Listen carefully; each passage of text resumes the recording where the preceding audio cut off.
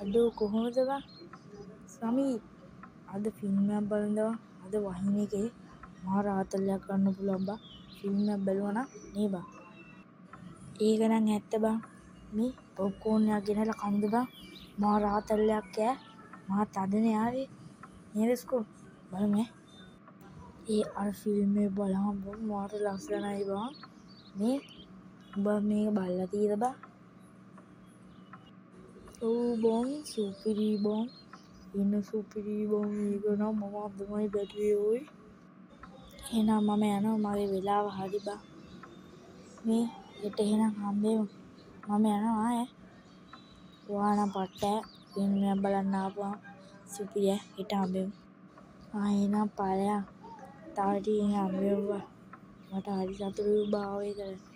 මං එහෙනම් හොඳයි උඹ ඵලයන්. දුක නෑ ඉතින්. බයි. හෙට හම්බෙමු.